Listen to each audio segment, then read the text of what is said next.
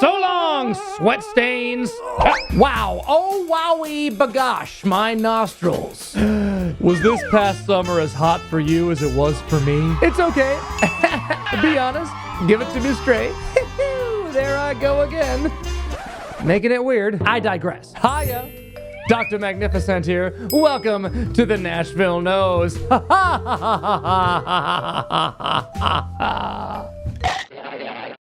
Now, finally, gearing up for fall. Good Lord, the relief is appreciated. I hate the cold weather, but the extreme heat does get old pretty quick. You know, when you step out of the shower and immediately start sweating. Now that we're entering our collective northern hemispheric autumn, for my Aussie nostrils, please refer to my spring video. It is now your time for that. But for us North folk, we must remember, and memory is one of our strongest attributes according to this gal. The North remembers. We must remember to transition our scents with the transitioning season. And fall scents are such a joy to wear. I love darker, sweeter, spicier notes and fragrance. So let's explore some of my top recommendations for our current cooling. But before we get to that, I gotta do that annoying little thing where I remind you to subscribe. To you, it's probably starting to sound like this. Hey, want to hear the most annoying sound in the world?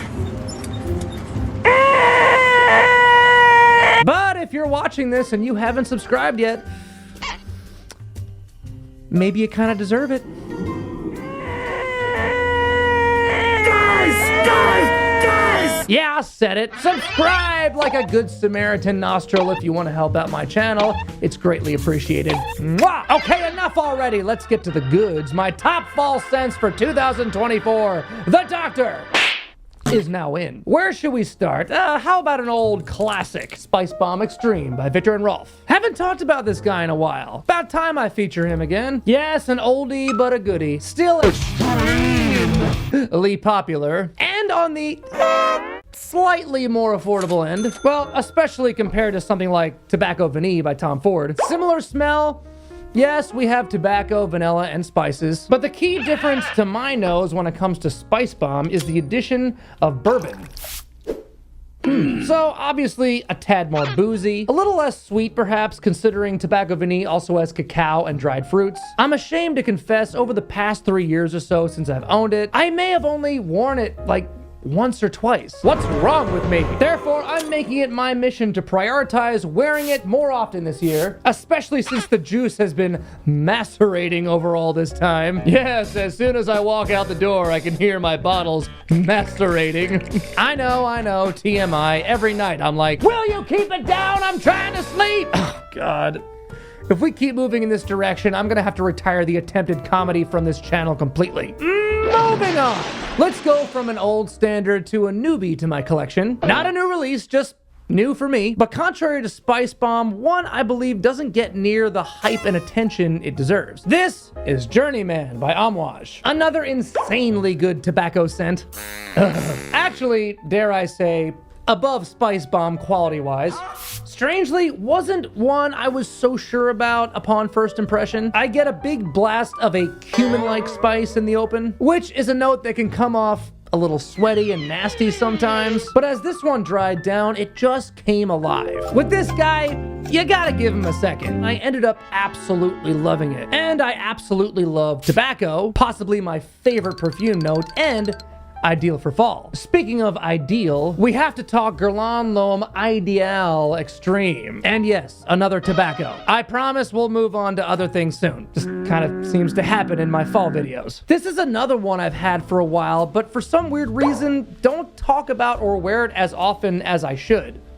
A flanker of one of my favorite lines in perfume history, with tobacco. And the secret weapon, in my opinion, plum. I love the little twist of fruity plum, as well as a nice sweet spice from cinnamon. I will also be dedicating myself to wearing more of Homeboy this year. Okay, enough tobacco, let's talk Ambre. A radiant fall fragrance genre. And Serge Lutan's Ambre Sultan couldn't be more fall perfect with its spicy additions of coriander, oregano, and bay leaf, along with deep resinous myrrh and benzoin. Unlike those previous selections, this one is a steady fall sprayer of mine. I mean, it doesn't look like it has much of a dent in it, but considering my massive collection, it does get a fair amount of use. It just goes well with anything and works easily for multiple occasions. The versatility makes it such an easy grab while simultaneously delivering those subtle special nuances Serge Lutens is so famously known for, and Chopard is so famously not known for. I don't know that officially, I'm just speaking from the heart. Amber Malaki by Chopard. And yes, it's pronounced Malaki, I think. Not Malaki, something I wasn't aware of when I filmed my Amber versus Oud Malaki battle video. But yes, Amber Malaki is really nice. A sweeter, more syrupy and balsamic amber utilizing labdanum and vanilla with a nice incense, papyrus, and orange blossom. It's a no-brainer. Really good fall amber that everyone around you will love when they pick it up. It's just a little more on the bland side for me personally. And again, I remind you, this is only one eccentric fragrance nerd's opinion. I think for a beginner, it's a great addition to your collection for cooler months if you're craving you some amber. It's also not terribly expensive, especially on the discounters. So I can't knock it. Also love the presentation. It just doesn't thrill me as much as the others on this list. Who knows though? Over time, maybe it will grow on me. I know this next one has. When I did my Creed ranking video, I placed this poor soul dead last. I'm talking about Original Santal by Creed. Yeah, similar reasons to Amber Malaki, it just lacks a certain pizzazz, especially if you're comparing it to things like Journeyman or Ambre Sultan. But I don't mind that. It's worked its way up the Creed ranks for me. And it's one I do wear a significant amount. Again, I just think it's super versatile and super easy to wear. Year-round, signature scent worthy, won't offend anyone. I really enjoy it. I didn't enjoy spending the money on it, thanks Creed. But nonetheless, it's a great sandalwood-based scent with lavender, tonka bean, oak moss, juniper, and ginger. Worth a try for sure, and you can decide whether it's worth the Creed tag. Okay, back to the cheapies. I absolutely find Versace's Eros Flame worth its price. This is a solid release from a house who seems to always deliver quality on a budget. Like Original Santal, I wouldn't even consider this a fall-specific scent either. It's very signature scent worthy with that core Eros orange and vanilla dominant DNA. So right off the bat, you got fresh citrusy top notes of orange, lemon, and Shinoto. Not sure what Shinoto smells like, but it sure is fun to say. Shinoto! We also have pepper and rosemary, some oak moss, tonka bean, and patchouli in the base. My only beef with the original Eros is its recognizability due to its popularity, but you really can't fault it for that. Yes, it may be a youthful clubbing scent. I've heard a lot of women describe it as a little douchey, for lack of a better term. You've heard of the invisibility cloak. Now we have the fragrance which makes you invisible to women. Oh, I'm just kidding. Okay, in a vacuum, it's a great scent. Kind of like Sauvage. Therefore, I appreciate Versace for creating the more interesting and respectful flame flanker. Speaking of respectful, how about a fall-time fougere? Drakkar Noir by Laroche is one of those generation transcending scents which will never cease to have a diehard fan base. I count myself as one of them. A quintessential fougere, and for the fall we should shout out his younger brother, Drakkar Intense. Now, full disclosure, the name is deceiving. It's not all that intense, but for 15 bucks, this goes beyond bargain barrel gem status. It's a bargain barrel Rolls Royce, encrusted in diamonds, with solid gold rims. Okay, maybe not quite that. Didn't take me much convincing to scoop up. It's still an aromatic fougere, but easier to wear than Noir. Not as old school smelling, not as bitey, still has those classic notes like lavender, wormwood, oak moss, but I think the difference is swapping out leather for a softer suede. So that factored in with the price.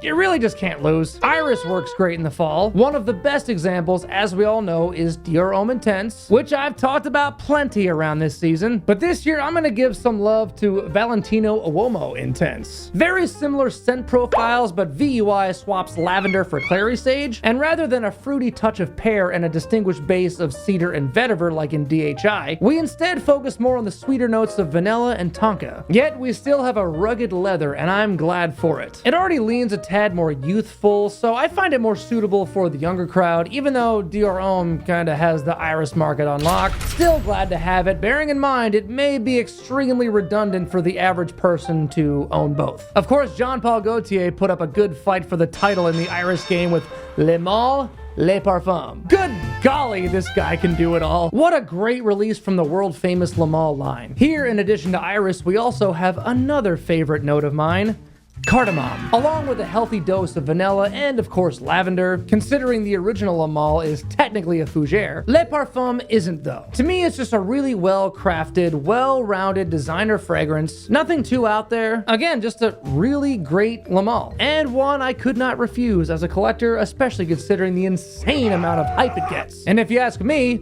I think this channel deserves more hype. Subscribe if you haven't, give us a like, and ding the bell so the algorithm gods can start hyping me up more to those YouTube suggestion gods. Also, don't forget to leave a hyped up comment and share the hype with your pheromone challenge friends and family. Blast me out onto your socials. Because as we know, this ain't no fragrance channel. It's a community. Feel the hype and have a great fall, y'all. See you next time. Till then, enjoy your PSLs and stay smelly. The doctor is out.